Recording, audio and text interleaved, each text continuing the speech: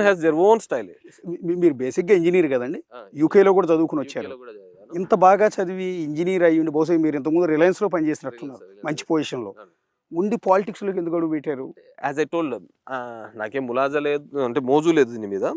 మా నాన్నగారు నన్ను మొదటి నుంచి కూడా పొలిటికల్ సిస్టమ్కి దూరంగా ఉంచాలని నేను సత్యమంగళంలో చదివాను నా ఇంజనీరింగ్, అంటే వీరప్పన్ ఫారెస్ట్లో. అప్పుడు very few Telugu people were there. So దాని తర్వాత యూకే వెళ్ళాను. తర్వాత మా నాన్న అనుకోకుండా 2006లో మర్డర్ కాబన్నాడు. సో ఆ సందర్భంలో రాజశేఖర రెడ్డి గారు, మా చిన్నాన్న, ఇప్పుడు పెద్దారెడ్డి చిన్నాన్న, Tadipatri MLA, he was in sub jail, ఒక కేసులో ఉన్నాడు. సో ఎవరు లేరు. ఇక్కడ లోకల్ బాడీ ఎలక్షన్స్ వచ్చినాయి, జెడ్పీటీసీ ఎంపీటీసీ ఎలక్షన్స్ వచ్చినాయి. సో దీన్ని ఎవరో ఒకరు అడ్రస్ చేయాలి అని చెప్పేసి ఆయన ఇక్కడికి పంపించినాడు. రాజశేఖర రెడ్డి గారి యొక్క ఇంట్రెస్ట్ ఏంటంటే, తాడిపత్రిలోనే నువ్వు మళ్ళీ అక్కడక్కడే తిరుగుతూ ఉంటే మళ్ళీ ఫ్యాక్షన్ అనేది ఫ్లేరప్ అవుతా ఉంటుంది, సో దీనికి దూరంగా ఇక్కడికి వెళ్ళేస్తే సరిపోతుంది అని నన్ను ఇక్కడికి పంపించడం జరిగింది. సో మోజు మీద వచ్చినే లేదు. వచ్చిన తర్వాత మనం చేస్తున్న ఏదైనా కానీ ఏ వృత్తిలో ఉంటారో దాన్ని ఫుల్గా కమిట్మెంట్గా తీసుకోవాలా, ఆ ప్రొఫెషన్ని ఎంజాయ్ చేయాలి. సో ఊరికనే అది ఒక బర్డన్ లాగా చేయడం కంటే ఎంజాయ్ చేయాలనే దాని మీద నాకంటూ ఒక ఐడెంటిటీ ఉండాలి. మనం చేసిన పనులే చెప్పుకోవాలి. ధర్మవరంలో అంటే నాకు ఒక స్వార్థం, ఏది చేసినా అది కేతిరెడ్డి వల్లనే అయ్యింది. మీరు నేను 100 ఏళ్ళు 200 ఏళ్ళు 300 ఏళ్ళు బతికే వాళ్ళేం కాదు, కానీ మనం చేసిన పనులు నిలిచిపోవాలి అనే ఒక ఉద్దేశంతో, ఆ స్వార్థంతో బాగా అప్పట్లోనే నన్ను అనేవాళ్ళు, మంత్రుల కంటే ఎక్కువ నిధులు తీసుకొని వచ్చినారు. అంటే నేను 9 to 14 మధ్యలో నేను 2000 కోట్ల దాకా అభివృద్ధి నిధులు తీసుకొని వచ్చాను. ఇప్పుడు మళ్ళీ 5000 కోట్లకు, అంటే మంత్రులతో పాటు ఛాలెంజింగ్గా పెడి తిరిగాలి. అప్పట్లో అయితే ఫైల్ సంఖ్యలో పెట్టుకొని తిరిగి చేసుకోవాల్సిన పరిస్థితి. ఇప్పుడంతా ఈ ఫైలింగ్ ఇవి. ఇప్పుడు పర్సూయెన్స్, ఇంకా ఇప్పుడు బడ్జెట్ చాలా కన్స్టెంట్ ఉండేది, బికాజ్ అప్పట్లో అట్లా లేదు. సో ఆ విధంగా ఉన్నప్పుడు కూడా తీసుకొని వచ్చి డెవలప్మెంట్ అనేది తీసుకొని మా ఐడెంటిటీ తీసుకుని జరిగింది. సో వచ్చిన తర్వాత this is my 18th year. నేను 18 సంవత్సరాలు అవుతుంది నేను రాజకీయాల్లోకి రావడం జరిగింది. I'm 45 years. సో వచ్చిన ప్రతిసారి కూడా నా ఐడెంటిటీ ఇక్కడ ఏదో ఒకటి ఎస్టాబ్లిష్ చేయాలి, అది కేతిరెడ్డి వల్లనే జరిగింది అని చూపించాలనే ఒక స్వార్థంతో మోర్గా చేయడం. ఇప్పుడు ఉన్న ఎమ్మెల్యేలలో నాకంటూ ఒక ఐడెంటిటీ ఎలా ఉందో, సో నేను చేసే పనులు కూడా ఆ విధంగా కనపడాలనే దాని మీద ఇది చేసుకుంటూ పోవడం జరిగింది. సో దీనిలో వేరే నాకున్న టైంని ప్రొఫెషన్కి పర్సనల్కి నీట్గా డివైడ్ చేసుకొని నేను వర్కౌట్ చేసుకుంటున్నాను. కాబట్టి అసలు బేసిక్గా మీది నాన్నగారు ఉన్నప్పుడు తెలుగుదేశం ఫ్యామిలీ కదండి? అట్లే లేదు, మాది మొదటి నుంచి వైఎస్ఆర్ ఫాలోవర్స్ అంతే, దాంట్లో పార్టీలకు సంబంధం లేకుండా. మొదటి నుంచి మా గ్రామం తిమ్మంపల్లి, ఎలనూరు మండలం వస్తుంది, ఇప్పుడు రిజర్వ్ టు సింగనమల. సో మా నాన్న వాళ్ళ నాన్న సమితి ప్రెసిడెంట్ రామిరెడ్డి అని, అప్పటి నుంచి పొలిటికల్ సిస్టంలో ఉన్నాము.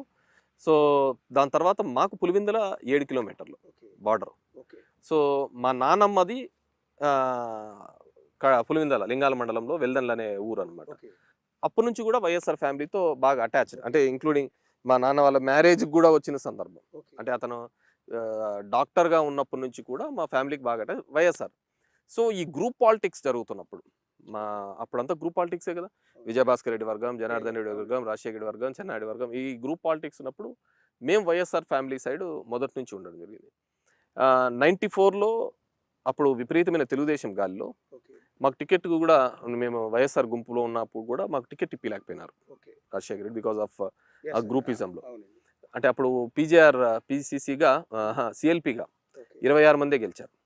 We lost here by 1200 votes. అంత స్వింగ్లో ఇండిపెండెంట్గా ఏ టికెట్ వచ్చినా మేము గెలిచిపోయేవాళ్ళం. ఇండిపెండెంట్గా 1200 votes మేము వీ లాస్ట్ ఎలక్షన్ ఇక్కడ. సో దాని తర్వాత తెలుగుదేశం టెన్యూర్ ఏర్పడింది. మాకు పొలిటికల్ రైవలరీస్ అప్పుడున్న గ్రూప్ రాజకీయాల్లో జేసీ ఫ్యామిలీ, మొదటి నుంచి కూడా జేసీ ఫ్యామిలీతోనే రైవలరీస్ ఉంది. సో ఆ రైవలరీస్ ఉన్నప్పుడు రాజశేఖర రెడ్డి గారు ఎలా చెబితే అలా చేసేవాళ్ళం.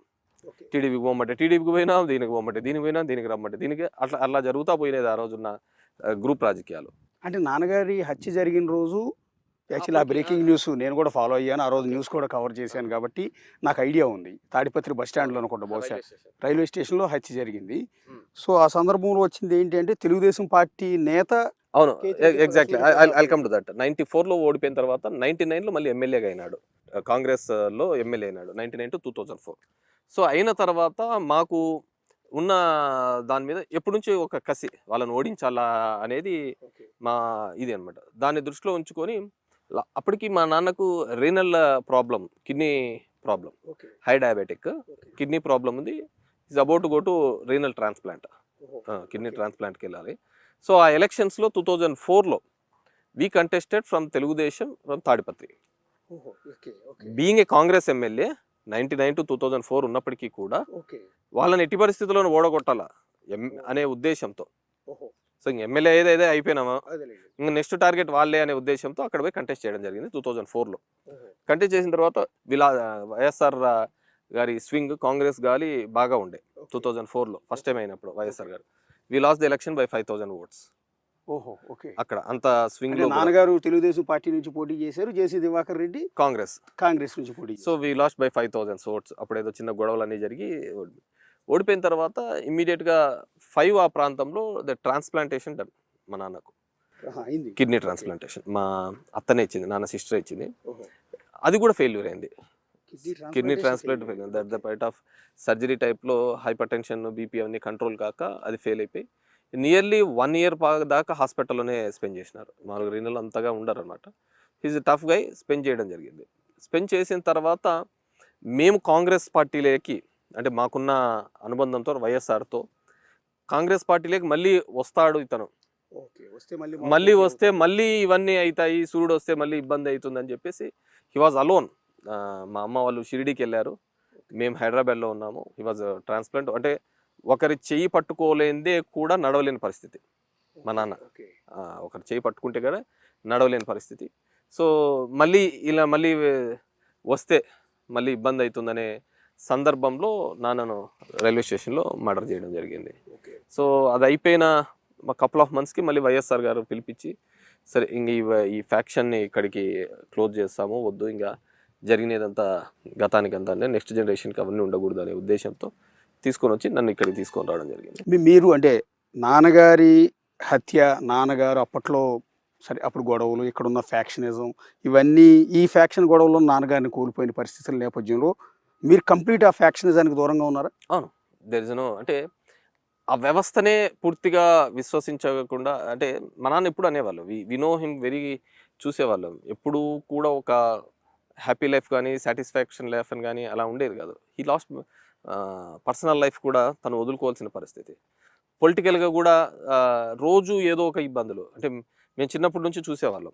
మాకు దివాకర్ రెడ్డిని అట్టు ఉండేవాళ్ళం, వాళ్ళు బాంబులు వేసుకునే వాళ్ళు, రాళ్ళు వేసుకునే వాళ్ళం. మేము ఆ మధ్యలో కూడా సైకిళ్ళలో పోయేవాళ్ళం. సంజీవ్ నగర్ అనే ఏరియాలో మా ఇండ్లకు వాళ్ళ ఇంటికి అంత దగ్గరలో ఉన్నా కానీ మేము ఆ విధంగా వెళ్ళేవాళ్ళం, సైకిళ్ళలో కూడా వెళ్ళేవాళ్ళం. వాళ్ళు రాళ్ళు వేసుకుంటారు, అంటే వినేవారు. వి సా పర్సనల్లీ హౌ వాళ్ళకున్న ఇబ్బందులు కావచ్చు.